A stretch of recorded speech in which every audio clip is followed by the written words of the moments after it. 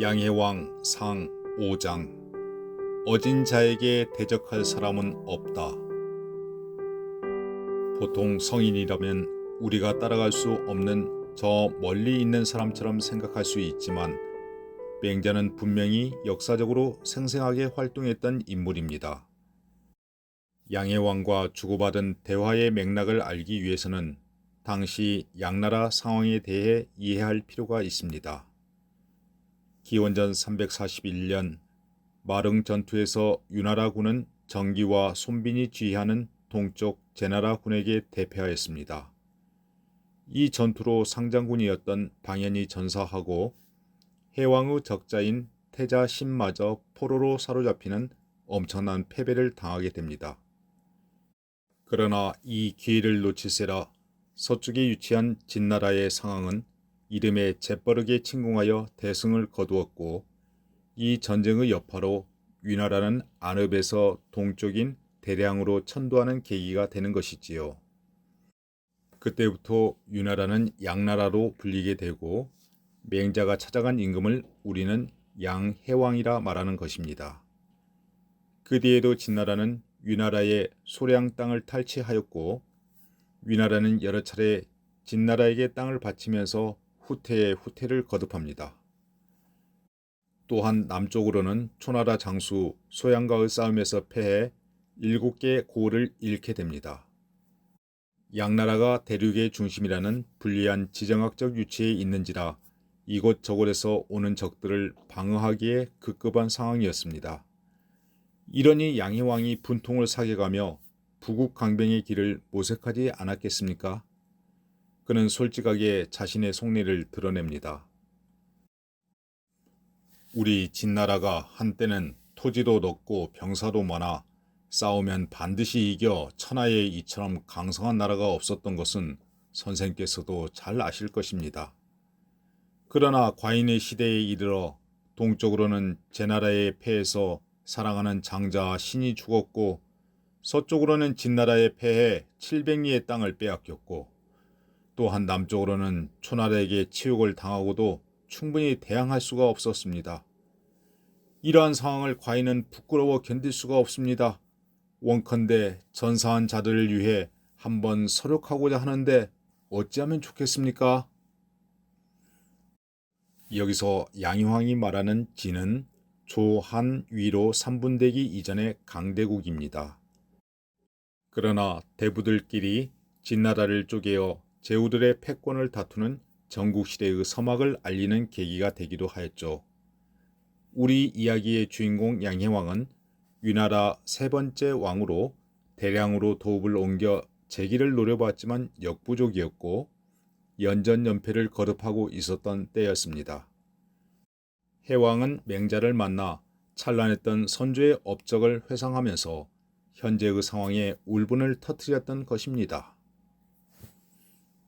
왕은 어찌하여 잃어버리고 패한 다음에 어떻게 설육할까 염려하십니까?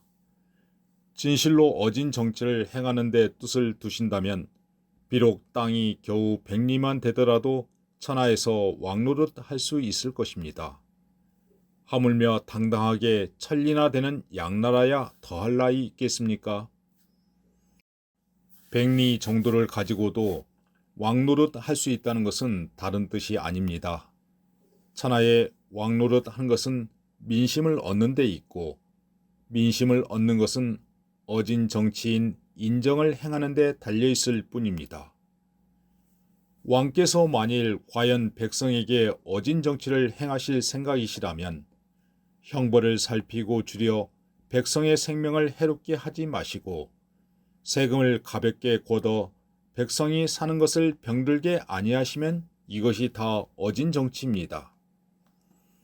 이 어진 정치를 행하여 백성들이 농사에 힘써서 봄에는 논밭을 깊게 갈며 여름에는 잡풀을 뽑도록 하여야 할 것입니다. 또한 장성한 백성이 여유로운 때를 이용하여 효, 재, 충, 신의 의리를 닦도록 해야 합니다. 집에서는 부영을 잘 섬기고 나가서는 군주와 윗사람을 잘 섬기도록 해야 합니다. 이렇게 하면 의식이 이미 풍부하고 예의가 또한 일어날 것입니다. 어느 날 갑자기 나라에 일이 생기면 반드시 군주를 높이고 윗사람을 가까이 하려는 마음이 생겨서 용맹하게 막대기를 들고서라도 진나라와 초나라의 굳센 갑옷과 날카로운 병장기를 치게 할 수 있을 것입니다. 어찌 그들이 강대한 것을 염려하겠습니까? 진나라와 초나라 같은 강대국을 상대하기란 쉽지 않을 것인데 제가 막대기를 들고 그들을 친다고 한 것은 다른 뜻이 없습니다. 두 나라는 모두 형벌을 줄이거나 세금을 가볍게 걷어들이는 정책을 펴지 못하고 있습니다.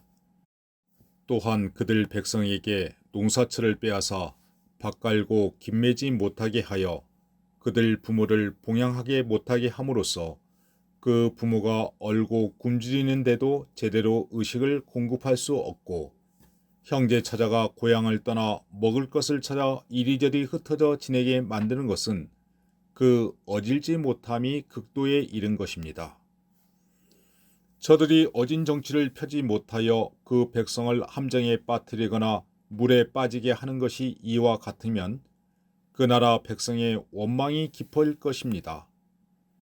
이에 왕께서 자기 군주를 높이고 윗사람을 친하게 여기는 백성을 거느리고 그 백성을 포악하게 대한 죄를 밝히신다면 저 백성들이 나에게 돌아오는 것을 즐거워할 것이니 그 누가 왕과 더불어 대적하겠습니까?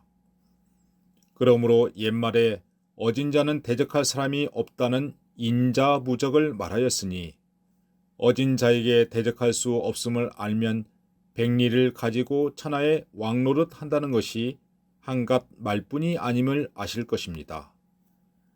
왕께서는 의심하지 마시고 결연히 어진 정치를 행하여 천하에 제대로 된 왕노릇을 하도록 노력하시는 것이 좋으실 것입니다.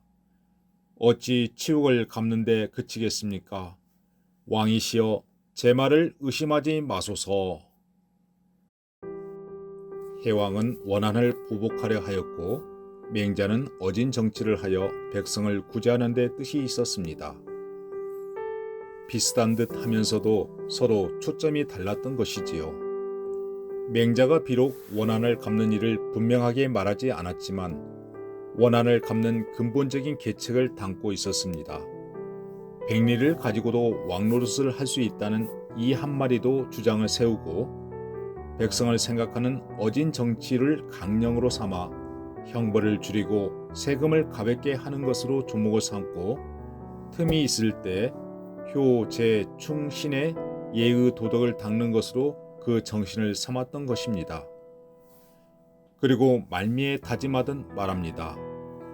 왕이시여 민생을 향한 어진 정치가 필요하다는 제 말을 의심하지 마소서.